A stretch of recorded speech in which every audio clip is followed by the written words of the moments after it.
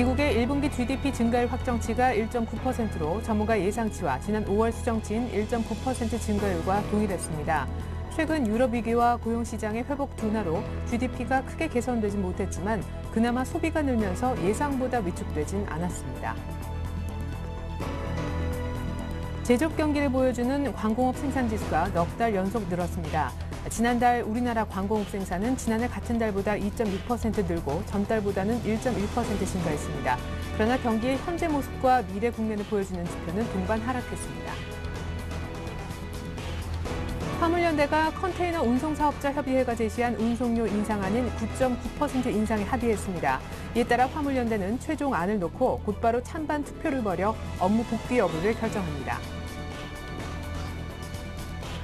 한편 현대차노조는 주간 연속 2교대 등 임협 요구안을 놓고 9차 본교섭을 가졌지만 합의점을 찾지 못했습니다. 노조는 임금 협상 결렬을 선언한 뒤 파업 절차에 들어갔습니다. 안녕하십니까. 오늘장 내일장 1부 시작합니다. 덩치 큰 스페인은 확실히 특별 대우를 받는 것 같습니다. EU 정상회담이 이제 막 시작이 됐고 아직 완전히 폐막이 되지 않았죠. 이틀 동안 열리기 때문인데요. 이미 좋은 소식이 시장에 들려오는 듯합니다. 스페인이 구제 금융받는다는 사실은 알고 계실 텐데요. 한 1,000억 유로 정도 스페인의 은행권이 돈에 굉장히 급한 상황인데요. EU 측에서 스페인 정부를 통해서 돈을 주는 것이 아니라 스페인 은행권에 직접 지원을 해주는 아주 특별한 방식을 스페인 케이스를 통해서 적용한다라는 얘기를 해주고 있죠. 이 얘기는 곧 스페인 정부로 돈이 들어가지 않기 때문에 스페인 국채 금리가 뛰지 않는, 다시 말해서 스페인 입장에서는 돈을 많이 이자를 주지 않고 빌릴 수 있는 상황이 됐습니다. 시장이 우려하는 스페인 국채 금리 급등을 보지 않을 수 있게 됐다는 얘기인데요. 때문에 시장은 EU 정상회담이 끝나지 않았지만 이미 재료를 선반영하면서 1840까지 회복을 해주고 있습니다. 바로 이 같은 뉴스가 12시 조금 전부터 나왔기 때문에 외국인들의 급격한 선물 3천 계약 순매수가 단 10분 만에 이루어지는 현상도 있었고요. 삼성전자의 급등, 중국 지수까지 상승, 또한 원달 환율의 장중 1,140원대까지 안정화되는 모습이 연출이 되고 있습니다. 많이 빠졌었던 대형주가 역시 지수와 연동해서 많이 오르는 모습도 특징이 되겠는데요. 6월 마지막 거래일, 상반기 마지막 거래일, 오늘장 내일장 일부 시작합니다.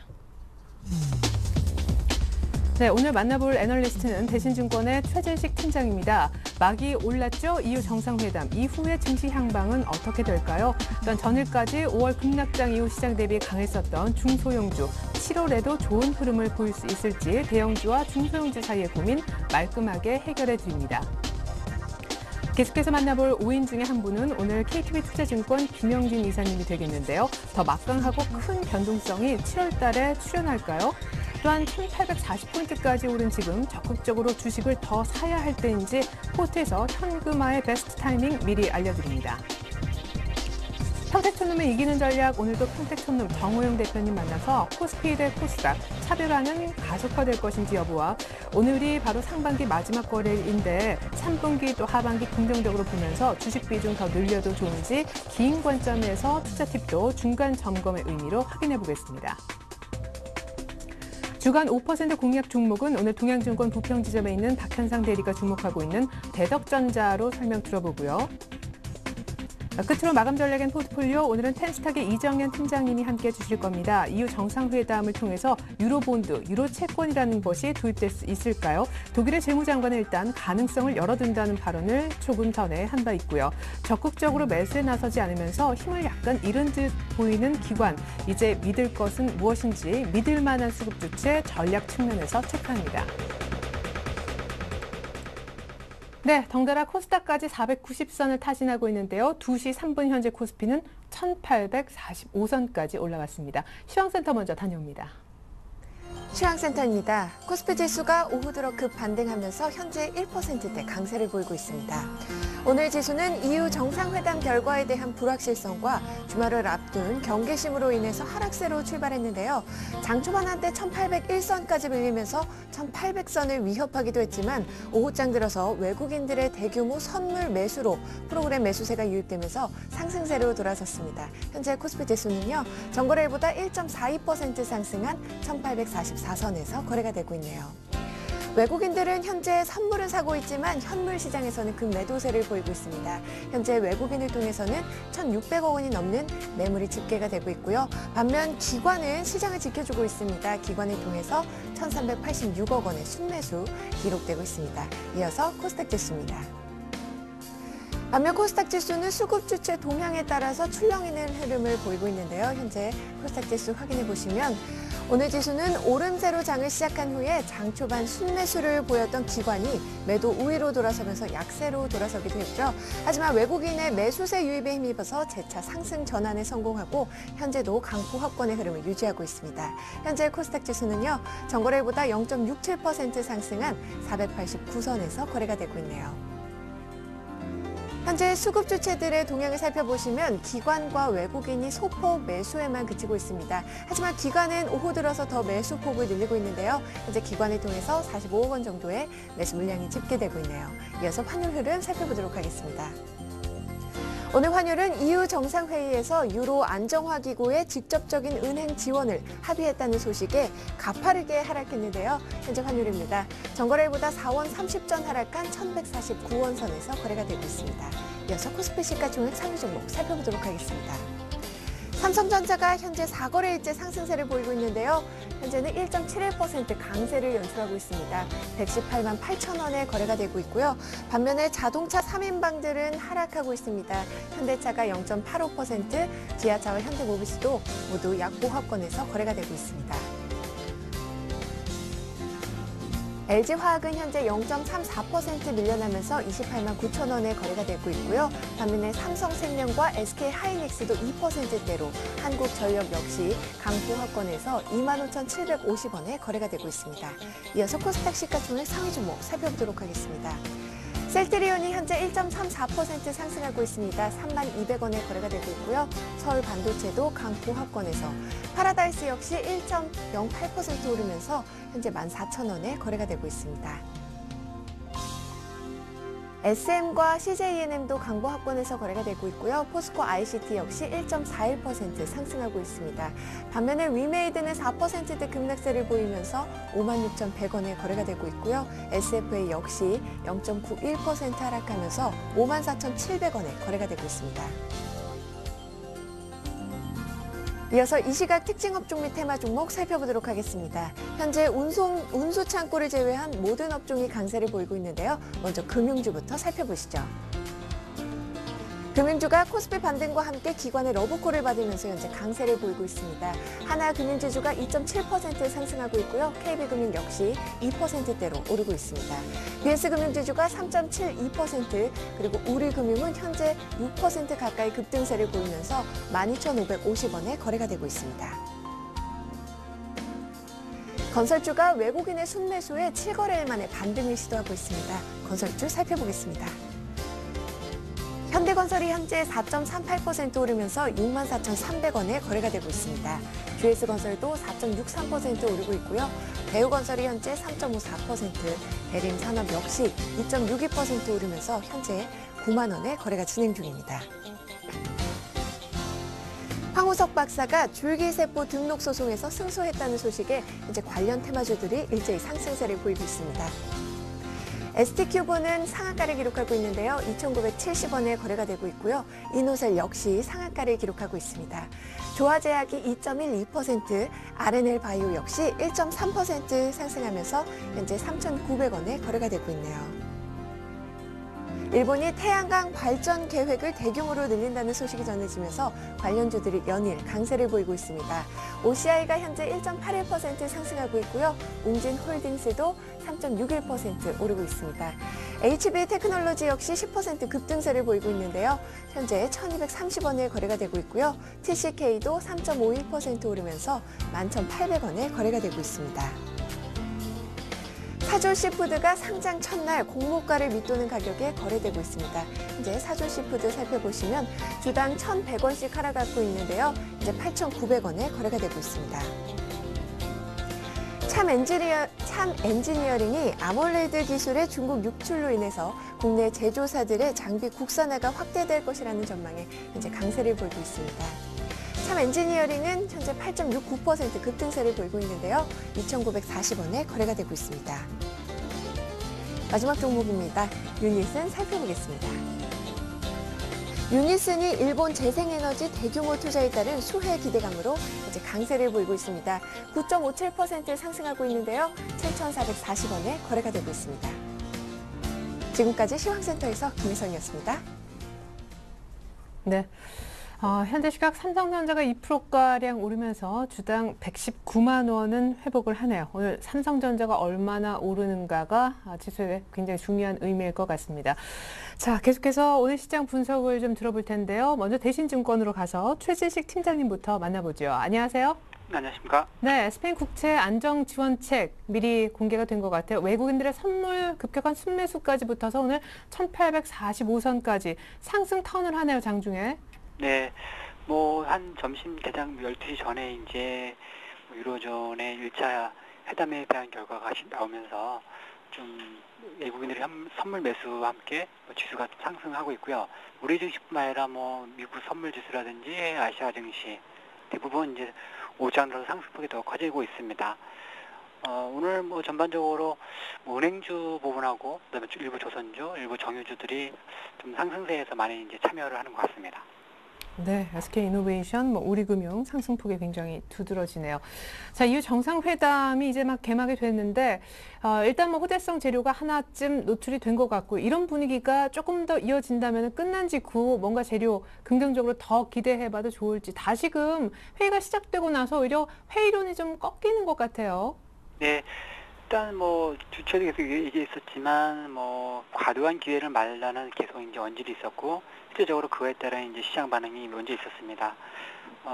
오히려 이제 그런 게 약이 되는 것 같습니다. 일단 과도한 기대를 안 한 상태에서 오늘 뭐 일부 스페인 은행권에 대한 이제 직접 지원이 이제 허용이 되었고, 그다음에 뭐 ESM의 선순위 그 배제, 그다음에 뭐 ESM이라든지 ESFP가 뭐 유지국의 국채 매입한다는 방안, 뭐 이런 부분들이 속속 나오면서 좀 단기 뭐 진정책은 많이 효과가 있는 것 같습니다.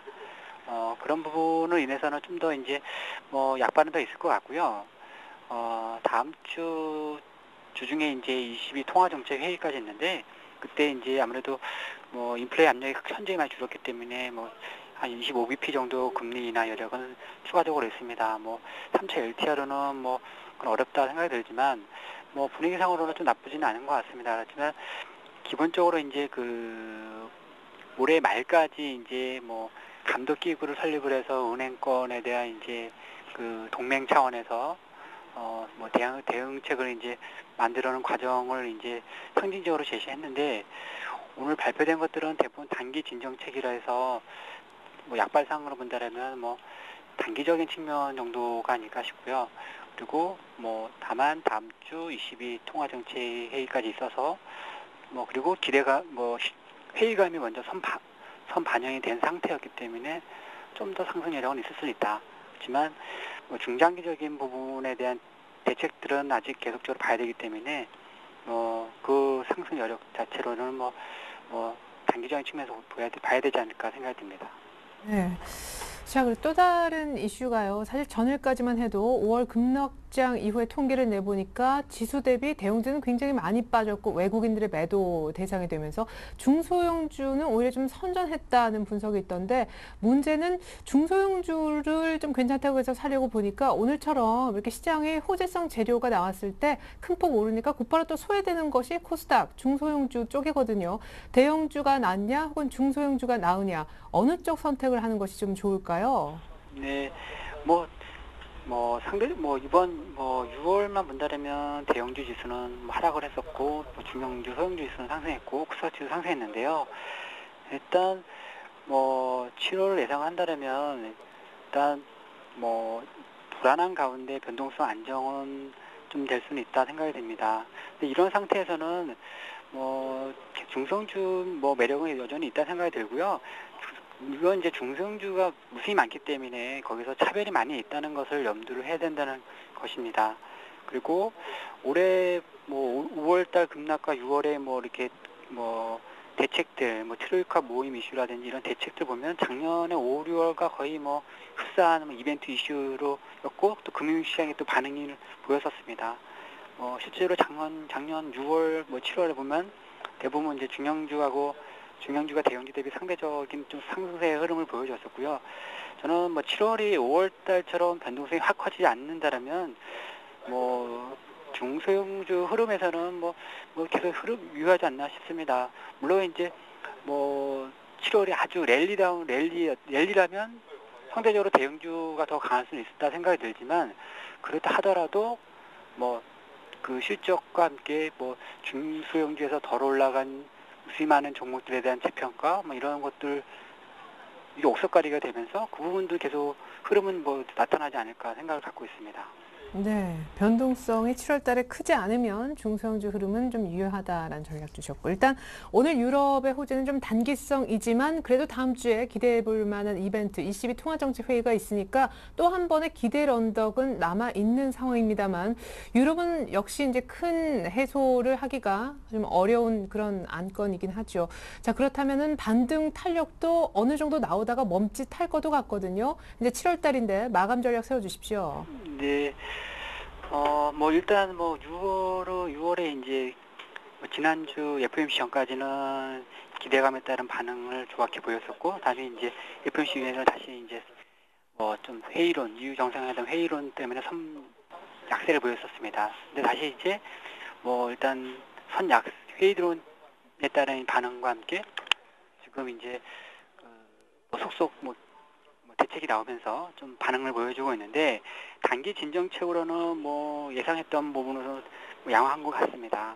그래서 저는 뭐 다음 주 뭐 이런 통화정책 회의라든지 뭐 그동안에 좀 회의론적인 금융시장의 반응을 고려한다면 좀 더 좋을 수는 있다 생각을 갖고 있습니다.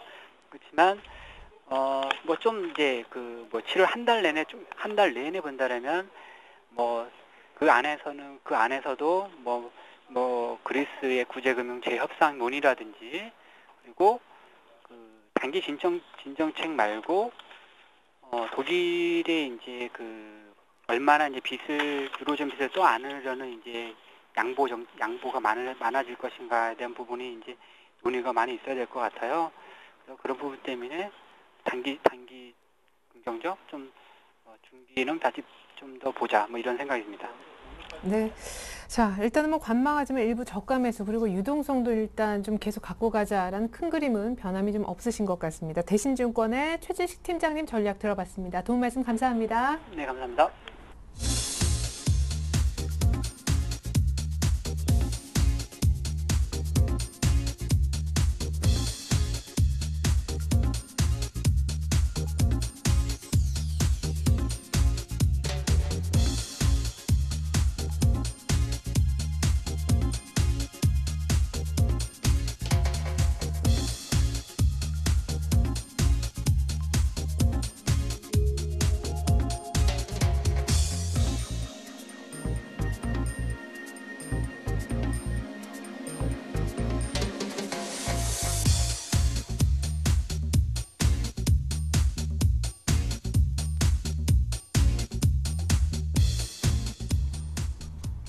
네, 이렇게 5분의 의견 가운데 오늘 단기 트레이딩은 지속해도 되지만 1850부근에선 점차 현금 비중을 늘려잡자. KTB 투자증권 명동지점 김형진 이사님 만나보겠습니다.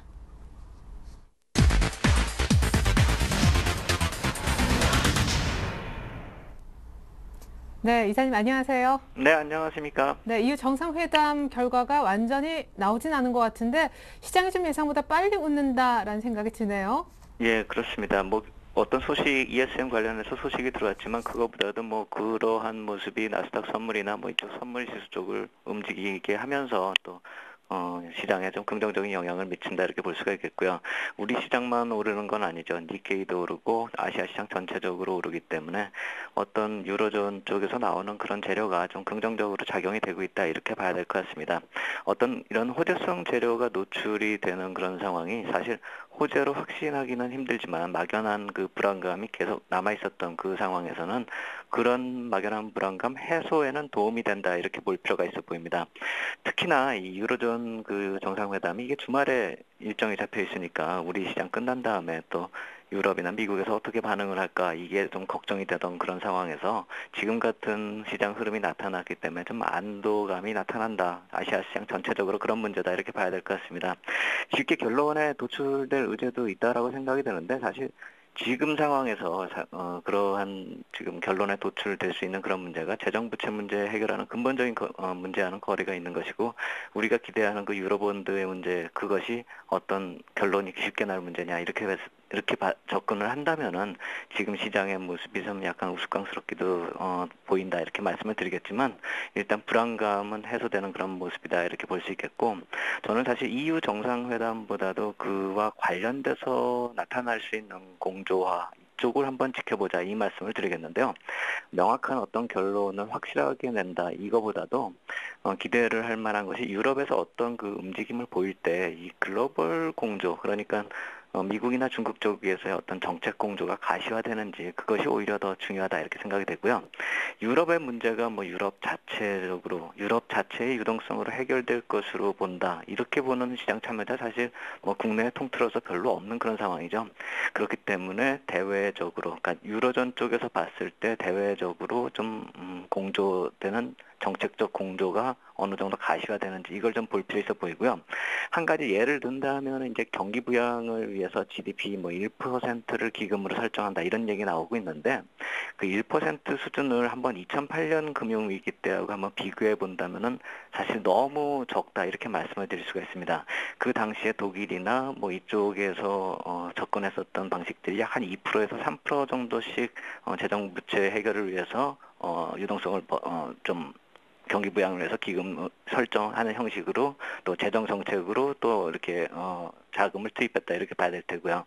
그 이외에도 항상 말씀드리는 미국과 중국 하물며 우리나라까지도 그 당시에는 정책적인 공조를 했기 때문에 지금 현재 시점에서 나타나고 있는 이러한 유로존만의 재정 부양 또 경기 부양 그러한 그 조치를 위해서 또 기금을 설정한다. 이거는 약간 좀 어떻게 보면은 유로존 혼자만이 해결할 수 없는 문제를 해결하려 든다. 결국 우리가 기대할 수 있는 것은 유로존 이외 지역에서 미국이나 중국이나 아시아존 쪽에서 어떤 정책 공조가 이번 주 지나면서도 가시화되는지 그것이 오늘 시장이 선반영되는 측면이 어느 정도 있다라고 생각이 되는데요.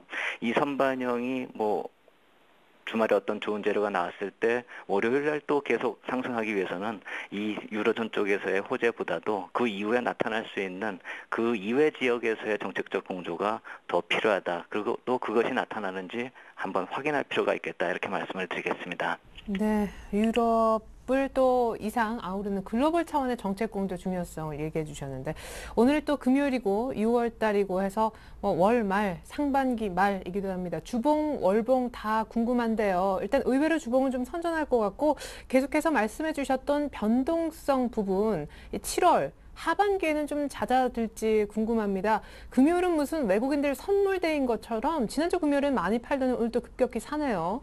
예, 근데 이것도 지금 외국인 쪽에서 선물을 매수하다가 많은 그런 모습이죠. 지금 1600계약 정도 매수한 그런 모습인데 아까 최대치로 매수한 거에 절반 정도로 줄어드는 그런 모습이고 오히려 그 당시에 옵션 쪽에서하고의 정반대 양상이 지금 콜옵션 매도하고 풋옵션 매수 쪽으로 나타나고 있죠.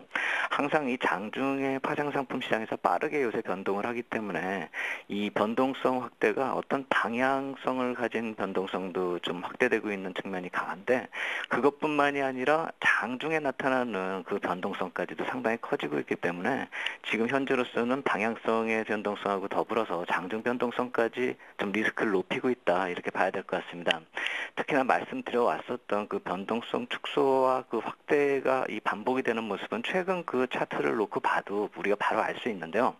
그렇다면 이 최근에 좀 변동성이 확대되다가 어제 오늘 약간 좀 줄어드는 그런 양상이고 장중에만 이렇게 변동성이 나타나는 그런 모습이 나타나고 있는데 한번 주봉상으로 놓고 보면요. 사실 아까 앵커님께서 말씀하셨듯이 지금 뭐 분기 말이고 뭐 이렇게 반기 말이고 월 말이고 뭐 이렇게 됐는데 왜 하필이면 주봉을 보냐 이렇게 말씀하실 수도 있겠는데 지금 확실하게 이 수렴 국면이 나타나고 있는 것이 주봉 차트에서 나타나고 있기 때문에 이것을 말씀을 드린 것이고요.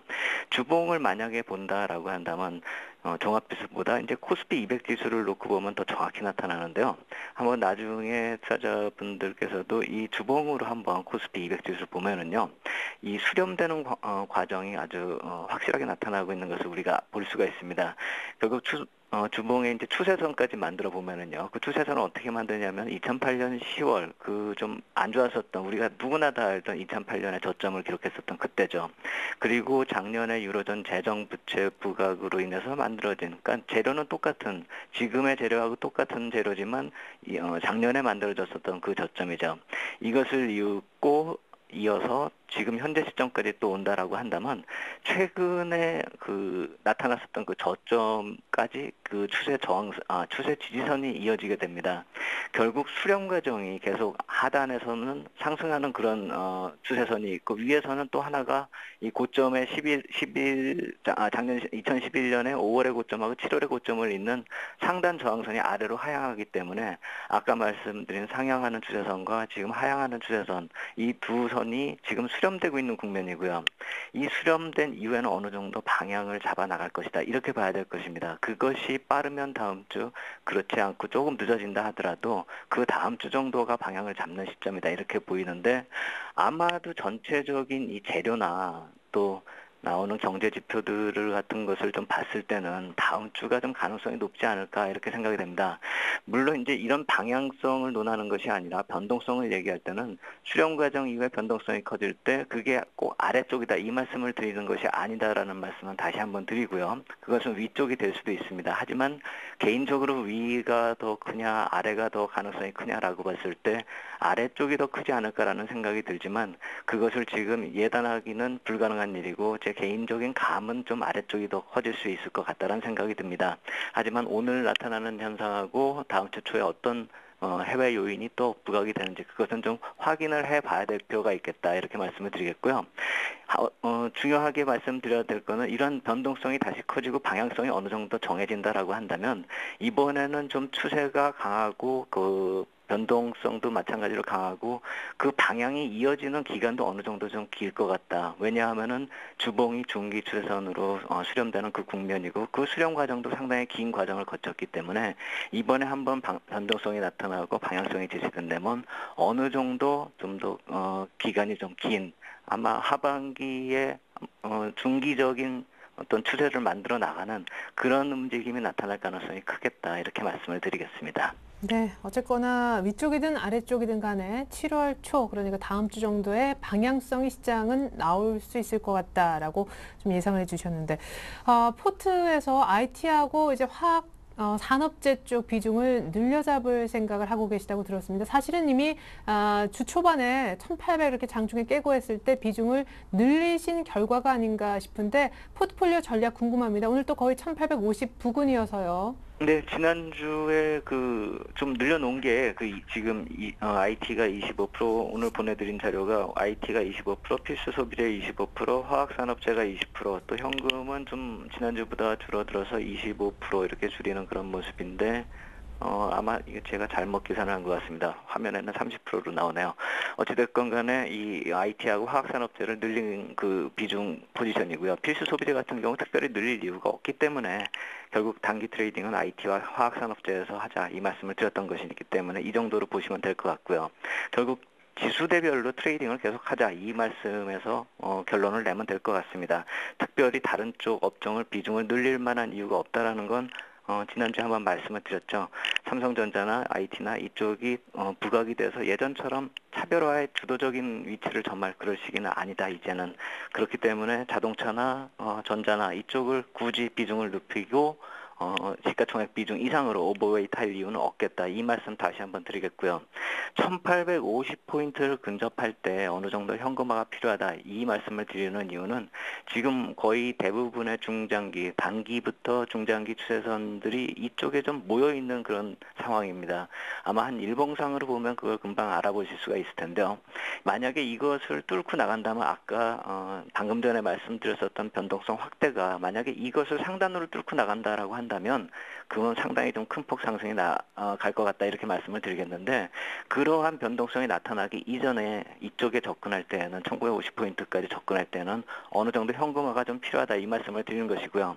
상방으로 아예 다음 주에 좀 강하게 뚫고 나가는 그런 면이 있다라고 한다면 현금화를 한 템포 좀 늦출 필요가 있겠죠. 아마 그렇게 된다면 1900포인트를 돌파하느냐 이 얘기가 나오고 1900포인트까지는 한 발 물러설 필요가 있어 보입니다. 하지만 그러한 특별한 호재가 나타나고 정책적인 공조 또 경제 지표가 좋게 나오는 그런 모습이 나타나지 않거나 또 외국인 쪽에서 수급이 확실하게 변하지 않는다라고 한다면 1850 근저 시에는 현금 비중을 다시 늘리는 전략이 맞겠다 이렇게 말씀을 드리겠고요. 그렇게 한다면 이번 주에 늘렸었던 IT하고 화학산업재 쪽에서 또 한 5%에서 10%씩 줄여서 현금을 40%에서 45%, 많게는 한 50%까지 늘릴 필요가 있겠다 이렇게 말씀을 드리겠습니다. 네, IT 산업재 계속 트레이딩 1850을 훌쩍 얼마나 강하게 뛰어넘는지 여부에 따라 현금화 비중 조절도 조금은 달라질 것 같습니다. 아무튼 다음 주 정도 방향성 기대, 저도 위쪽으로 좀 기대를 해보겠습니다. 지금까지 KTB 투자증권 김영진 이사님 도움 말씀 들어봤습니다. 감사합니다. 감사합니다.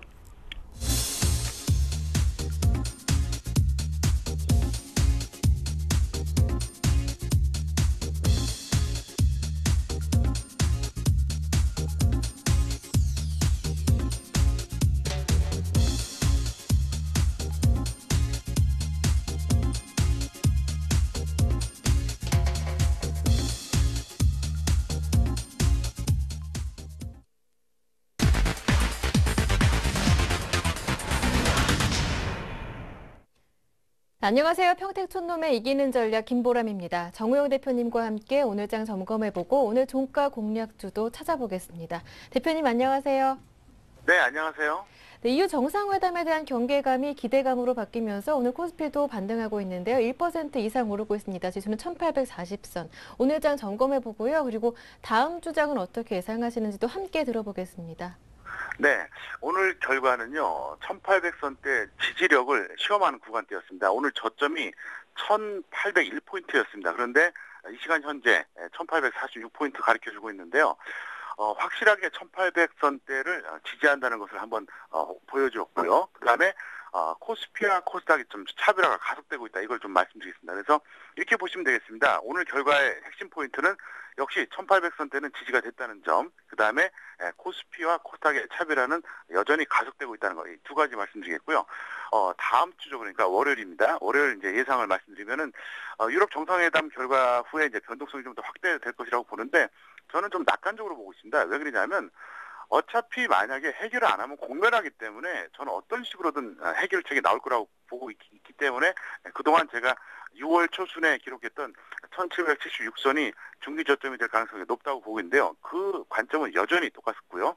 그다음에 극단적인 하락보다는 추세적인 반등을 좀 기대할 수 있지 않나 이렇게 보고 있습니다. 그리고 특히 오늘 같은 경우에는 월말이자 분기 말이자 또 상반기 말입니다. 그래서 오늘 막판에 종가의 경우에 따라서는 종가가 고가가 될 수도 있는 이런 상황이기 때문에 어쨌든 투자자분들께서 이제 최근에 이번 주 특히 많이 마음고생 많이 하셨는데 다음 주에는 이번 주보다 훨씬 더 좋은 장세가 나타나지 않을까 이렇게 생각하고 있습니다.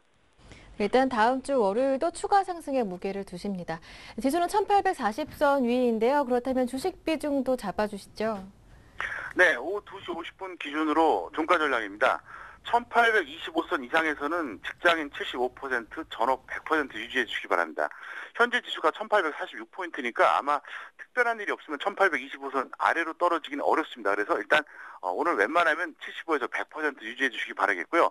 비중이 75에서 100%일 경우에는 비중에 따른 포트폴리오 구성에 있어서 우량주, 특히 코스피 위주로 공략을 좀 해달라 이렇게 설명을 좀 드리겠습니다. 그리고 제가 누차 말씀드리지만 서울경제TV 시청자분들은 제가 5월 7일 처음으로 출연한 이후에 1950선 이탈하기 전에 저는 0% 매수 사인 내드렸고요. 다시 1800선 미만에서 100% 사인 내드렸습니다. 우리는 저점에서 매수했기 때문에 느긋하게 대응하시면 된다고 제가 반복적으로 말씀드렸습니다. 그래서 지금은 조금 내려갔다고 불안해서 던지거나 좀 올라갔다고 또 경계심에 매도하거나 그럴 필요가 없습니다. 저점 매수자가 누릴 수 있는 특권을 만끽하자는 얘기입니다. 그래서 여기서 극단적으로 1800 깨지고 1775선 깨지면 순차적으로 줄여서 0% 만드는 거고요. 그게 아니면 웬만하면 최소한 50에서 75, 오늘 같은 경우는 75에서 100% 유지해 주시면 저는 전혀 문제가 없다고 생각합니다. 네, 그리고 오늘 금요일이니까 새로운 종가 공략주도 찾아주시는 날인데요. 오늘 새로운 종목 들어보겠습니다. 업종부터 들어볼까요? 네, 업종 같은 경우에는 역시 코스피 증권 쪽으로 여러분들이 집중해 주시기 바라겠고요. 그 다음에 테마는 바이오 쪽에 한번 접근해 보시면은 좋지 않을까 이렇게 생각하고 있습니다. 그리고 이제 그 종목을 말씀드리겠는데요.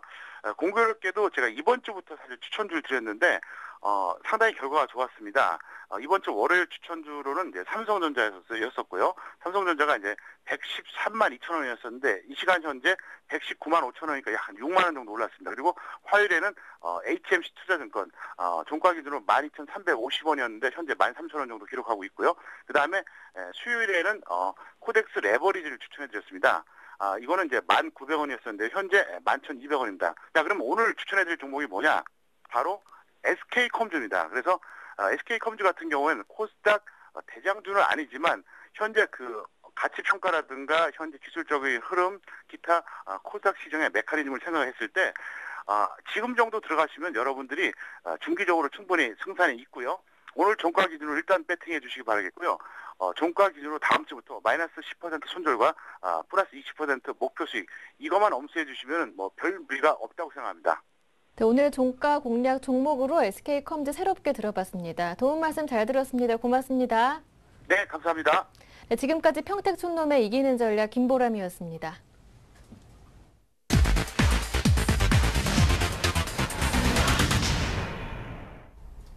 네, 이후 합의 소식에 코스피는 1,847포인트, 기관은 2천억 넘게 현물 순매수 보여주고 있는데요.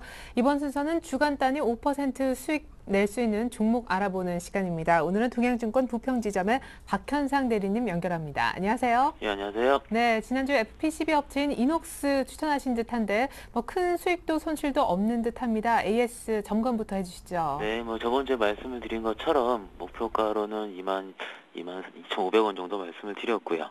손절가로는 19,000원. 근데 그제죠. 잠깐 시장이 빠지면서 손절가를 가진 않았지만 다행히 좀 다시 올라오는 모습입니다. 지난주와 추천에 대한 내용은 그대로고요. FPCB 업체이기 때문에 지금 같은 경우는 충분히 스마트폰 부품주들이 역시 매기가 쏠릴 가능성이 굉장히 높다. 아직까지 이평선이 모여있는 상태고요. 중간에 매기가 쏠리기만 한다면은 다시 한번 상승세로 접어들 가능성이 굉장히 높기 때문에 지난주 이녹스 같은 경우는 사신 분들이라면은 계속 홀딩한 전략까지 같이 말씀드릴 수 있겠습니다. 목표가 22,500원 얘기하신 바 있죠. 자, 계속해서 오늘 공략 종목도 역시 IT 부품주, 휴대폰 부품주 쪽이라면서 어떤 종목입니까? 예, 제가 지금 3주 연속 지금 휴대폰 부품주만 네, 들고 나오고 인터플렉스에 있는데 이어서 또 예. 지난주 같은 경우는 수익은 꽤 괜찮았고요. 일단은 아직까지도 아까 말씀드린 것처럼 시장에 대한 매기, 즉 오늘은 좀 시장 분위기가 약간 바뀌었어요. 장이 28포인트 올라오면서 지금 대형주 위주로 좀 매기가 쏠리고 있고요. 만약에 다음 주 정도까지 시장이 1890포인트까지 급반등이 나오지 않는다면은 코스닥 업체로서의 매기는 여전히 유효할 것으로 생각이 들고 있습니다. 뭐 지금 같은 경우는 시장 방향성 자체가 단기 반등에 대해서 어떤 식으로 시장이 반응을 하는지 뭐 정유주 업체로 좀 쏠리고 있겠죠. 그렇기 때문에 아직은 단기적으로 방향성이 잡히지 않았다는 판단하에서 여전히 코스닥 주식을 들고 나왔고요. 그중에 들고 나온 종목은 많이 매매하셨던 종목일 겁니다. 대덕전자입니다. 예, 대덕전자 아시다시피 일단은 2분기 매출액은 1,800억 정도 나오고요. 영업이익은 187억 정도. 일단은 영업이익률이 10% 정도 이상이 나오기 때문에 일단은 선두 업체라고 말씀드릴 수가 있겠고, 일단은 갤럭시 S3의 3호주 기대감은 당연히 아시겠고요. 하반기에 같은 경우도 지금 가동률 자체가 95% 이상이 유지될 전망입니다. 그러면은 지금 영업이익이 꾸준하게 유지될 수가 있다라는 전제가 들어가는 거죠. 매수가 같은 경우는 말씀드렸다시피 금일 종가입니다. 항상 이번 주 추천을 드릴 때는 항상 뭐 종가 위주로, 왜냐면 장중에 저점을 찾기가 굉장히 힘든 장이 좀 연속이 되기 때문에 그렇고요. 목표가로는 전고점 부근인 12,850원, 그리고 손절가로는 지금 61선이라든지 21선이 모여있는 11,000원 정도로 제시해드릴 수가 있겠습니다. 네, 12,500원 라인 다시 한번 확실하게 뚫을 수 있다고 보시는 거죠? 예, 일단 뭐 지금 5일선이 약간 누워있긴 해요. 근데 대덕전자 종목의 특성상 기간이 들어온다면은 어쩌면 한 번에 좀 뚫고 올라갑니다. 그렇기 때문에 다음 주 정도 기간 수급을 좀 기대해 볼 수가 있겠습니다. 네, 좋습니다. 갤럭시 S3 PCB 업체 기관 수급 기대하는 대덕전자 오늘 공략 종목으로 설명 들어봤습니다. 박현상 대리님과 함께했습니다. 감사합니다. 네, 고맙습니다. 현재 시각은 2시 38분이고요. 코스피는 1850까지 넘보고 있습니다. 약 한 20분 정도면 장이 종료되는데 기관의 매수폭이 점점 더 커지고 있습니다. 다시 한번 마감 전략을 오늘 특별하게 세워볼 필요가 있을 것 같아요. 오늘은 텐스탁에서 이정현 팀장님이 함께 해주시겠습니다. 안녕하세요. 안녕하세요. 네, 한 정확히 11시 한 50분, 55분 그 정도에서 EU 쪽에서 이제 구제기금의 은행권 직접 지원, 특별히 스페인 케이스로 얘기가 나오면서 시장이 많이 뛰는 것 같아요. 아시아 증시 전반적으로 다요. 네, 맞습니다. 일단은 오늘 장중에 이제 좋은 소식 들리면서 지금 급반등하고 있는데, 일단 스페인 쪽 얘기 먼저 드리겠습니다. 스페인의 이제 구제금융이 이제 은행에 달려 있었죠. 일단 알고 계시겠지만 불량 자산 처리 지연에 따른 이제 수익성 악화, 그리고 은행권을 위주로 이제 큰 위험이 도사리고 있었습니다. 근데 이런 상태에서 20이 이제 연계 단일 은행 감독 기구 제한이 있었는데요. 이게 이제 실행이 되면은 영구적인 구제 기금인 ESM이 정부를 통해서가 아니라 이제 직접적으로 어려운 은행의 이제 자본 확충에 나서는 것이 허용이 됩니다. 그리고 추가적으로 지금 오늘 장중 스페인 은행 구제자금 변제 선순위 배제하기로 이제 유럽 정상들이 합의하면서 이제 주목하고 있던 스페인 쪽의 일이 이제 해결 국면으로 들어서는 것으로 판단이 됩니다. 우리나라 시간으로 이제 장이 끝나고 오후 4시 좀 지나면서부터 이제 다시 이제 정상회담이 시작되는데, 이제 회의 내용에 이제 주목해서 월요일 장에 이제 국내 증시에 강한 탄력을 이제 줄 수 있을지 한번 지켜봐야 될 것 같습니다. 그리고 그 전에도 일단 독일 재무장관이 유럽 연합 이제 정상회의를 앞둔 시점에서 이제 유럽이라는 노선이 이제 더 이상 이제 되돌릴 수 없는 이제 확건 틀을 잡을 경우에는 이제 일정 형태의 이제 유로초의 도입을 이제 동의할 수 있다고도 밝히면서 이제 지금 시장에 아주 좋은 반응으로 보이고 있는 것 같습니다. 네, 원래 이제 독일의 메르켈 총리는 내가 살아있는 한 유로본드는 안 된다 그랬는데, 또 지금 EU 정상회담 들어가고 난 다음에 독일의 재무장관은 유로본드 논의에는 참여를 또 할 수 있다, 이렇게 해서 시장이 기대를 조금은 또 하는 그런 분위기입니다. 어쨌거나 오늘 스페인 호재 설명을 해주셨는데, 자, 앞으로 시장이 더 문제입니다. 일단은 뭐 또 찍고 1800 부근에서 올라왔잖아요. 향후 수급 주체도 좀 오늘같이 이렇게 기관이 좀 강하게만 사준다면은 외국인들이 좀 덜 팔고 충분히 갈 수 있다는 걸 보여주는데, 기관이 최근 어제까지만 해도 이런 모습을 보이지 않았죠.